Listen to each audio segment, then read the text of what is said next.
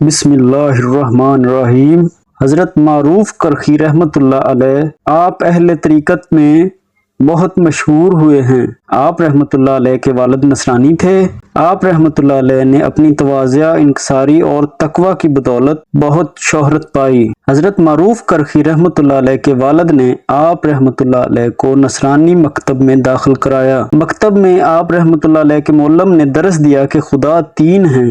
آپ رحمۃ اللہ علیہ نے معلم کی بات سن کر فرمایا کہ اللہ ایک ہے۔ معلم نے آپ کی بات سن کر آپ کو زد و کوب کیا، لیکن آپ رحمۃ اللہ علیہ کہتے رہے کہ اللہ ایک ہے۔ ایک دن موقع ملتے ہی آپ رحمۃ اللہ علیہ مکتب سے فرار ہو گئے اور حضرت امام علی بن موسیٰ رحمۃ اللہ علیہ کی خدمت میں حاضر ہو کر مشرف با اسلام ہوئے۔ حضرت امام علی بن موسیٰ رحمۃ اللہ علیہ آپ کو بہت عزیز رکھتے تھے۔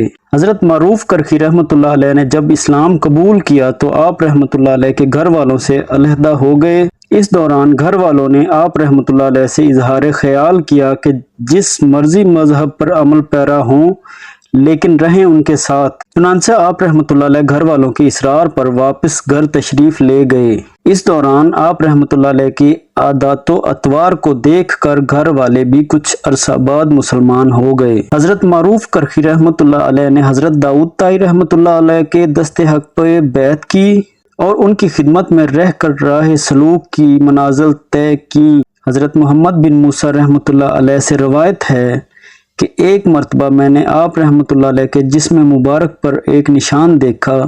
میں نے نشان کی وجہ دریافت کی تو حضرت معروف کرخی رحمۃ اللہ علیہ آپ نے فرمایا کہ رات کو حالت نماز میں مجھے تصور آیا کہ میں مکہ معظمہ میں موجود ہوں۔ خانہ کعبہ پہنچنے پہ اس کے طواف میں مصروف ہوا اور بعد میں جب آب زمزم پینے کا قصد کیا تو وہاں میرا پاؤں پھسل گیا اور یہ نشان اسی کا ہے۔ ایک مرتبہ حضرت معروف کرخی رحمۃ اللہ علیہ تعالی اپنا قرآن اور مصلی مسجد میں چھوڑ کر دریا پر طہارت کی نیت سے چلے گئے۔ اس دوران ایک بڑھیا مسجد میں آئی اور آپ رحمۃ اللہ علیہ کا قرآن اور مصلی اٹھا کر چلی گئی۔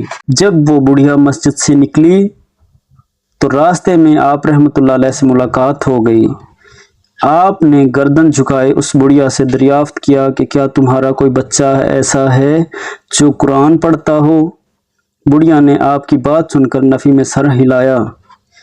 آپ رحمۃ اللہ علیہ نے فرمایا کہ پھر مجھے میرا قرآن واپس فرما دیں، رہا مصلی تو وہ میں تمہیں دے دیتا ہوں۔ چنانچہ وہ بڑھیا آپ کے اخلاق سے متاثر ہو گئی اور اس نے وہ دونوں چیزیں آپ کو واپس کر دیں۔ حضرت معروف کرخی رحمۃ اللہ علیہ فرماتے ہیں مردان باخدا کی تین نشانیاں ہیں۔ اول یہ کہ ہر لحظہ وفا پر عمل کرے، دوم یہ کہ بغیر طمع کے تعریف کرے اور سوم یہ کہ بغیر مانگے عطا کرے۔ حضرت معروف کرخی رحمۃ اللہ علیہ کے ماموں شہر کے کوتوال تھے۔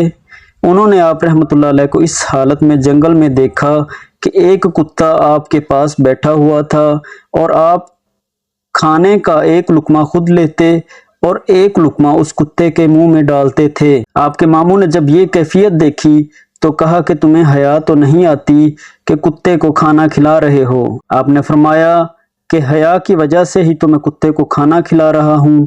یہ کہہ کر آپ نے آسمان کی طرف نظریں اٹھائیں تو ایک پرندہ اپنی آنکھوں اور چہرے کو چھپائے ہوئے آپ کے دست مبارک پہ آن بیٹھا۔ آپ نے اپنے ماموں کو دوبارہ مخاطب کرتے ہوئے فرمایا کہ اللہ تعالیٰ سے حیا کرنے والے سے ہر شے حیا کرتی ہے۔ حضرت معروف کرخی رحمۃ اللہ علیہ کی خدمت میں ایک شخص حاضر ہوا تو نماز کا وقت ہو گیا۔ اس شخص نے نماز کی نیت کی اور نماز ادا کرنا شروع کر دی۔ اس شخص کو قبلہ کی سمت کا صحیح تعین نہ ہوا اور اس نے نماز غلط سمت ادا کر لی۔ جب نماز سے فارغ ہونے کے بعد اس کو معلوم ہوا کہ قبلہ کی سمت درست نہ تھی تو اس نے آپ رحمۃ اللہ علیہ سے دریافت کیا کہ آپ نے مجھے نماز کے وقت آگاہ کیوں نہ فرمایا؟ آپ نے فرمایا کہ فقراء کو دوسروں کے امور میں اس وقت مداخلت کی حاجت ہوتی ہے جب انہیں اپنے امور سے مہلت مل جائے۔ ایک مرتبہ لوگوں نے دیکھا کہ حضرت معروف کرخی نہایت خوش دلی سے کچھ تناول فرما رہے تھے۔ لوگوں نے اس خوش دلی کی وجہ دریافت کی تو آپ نے ان سے فرمایا کہ میری خوش دلی کی وجہ یہ ہے کہ آج میں اللہ کا مہمان ہوں اور جو وہ عطا کرتا ہے میں کھا لیتا ہوں۔ اللہ پر توکل کرنے والا مخلوق کے شر سے محفوظ رہتا ہے۔ نیز فرمایا کہ اس بات سے خوف میں مبتلا رہا کرو کہ اللہ کی نظریں تم پر مرکوز ہیں۔ حضرت سری سکتی رحمۃ اللہ علیہ فرماتے ہیں کہ جب مرشد پاک حضرت معروف کرخی رحمۃ اللہ علیہ کے وصال کا وقت نزدیک آیا تو انہوں نے مجھے بلا کر نصیحت کی کہ تمہیں جب بھی کسی چیز کی حاجت ہو تو تم اللہ سے باحق معروف کرخی کے طلب کرنا، وہ چیز تمہیں مل جائے گی۔ پھر فرمایا مجھ کو بالکل برہنہ دفن کرنا کہ میں دنیا میں بالکل برہنہ آیا تھا۔ آپ کے وصال کے وقت ہر مسلک اور مذہب کے لوگوں نے آپ کا جنازہ اٹھانے کی کوشش کی۔ اس دوران آپ کے ایک مرید نے کہا کہ حضرت معروف کرخی رحمۃ اللہ علیہ نے فرمایا تھا کہ جس مذہب اور مسلک کے لوگ میرا جنازہ اٹھا لیں گے وہی دفن بھی کریں گے۔ چنانچہ مسلمانوں کے سوا کوئی بھی جنازہ کو نہ اٹھا سکا اور یوں آپ کی تجہیز و تکفین اسلامی رسوم و رواج کے مطابق کی گئی۔ حضرت معروف کرخی رحمۃ اللہ علیہ ایک مرتبہ بازار سے گزر رہے تھے تو ایک بہشتی یہ آواز لگا رہا تھا کہ جو میرا پانی پی لے گا اللہ اس کی مغفرت فرمائے گا۔ چنانچہ آپ رحمۃ اللہ علیہ نے نفلی روزہ ہونے کے باوجود بھی وہ پانی پی لیا۔ چنانچہ بعد از وصال آپ کی زیارت ایک شخص کو ہوئی، اس نے آپ سے وصال کے بعد کا معاملہ دریافت کیا تو آپ نے فرمایا کہ اس بہشتی کی دعا سے اللہ نے میری مغفرت فرما دی۔ آپ کے فرمودات میں سے ہے کہ حق تعالیٰ جب کسی بندے کی بھلائی چاہتا ہے تو حسن عمل کا دروازہ اس پر کھول دیتا ہے۔ شیطان کو سب سے پیارا بخیل مسلمان اور ناپسند گناہ گار سخی ہے۔ عقل مند وہ ہے کہ جب اس پر کوئی مصیبت نازل ہو تو اول روز وہی کرے جو کہ وہ تیسرے روز کرے گا۔ کسی بزرگ سے کسی گناہ کا سرزد ہو جانا اس کا مباح نہیں کر دیتا۔ اعتقاد سالم نہ ہو تو عبادت بھی بیکار ہے۔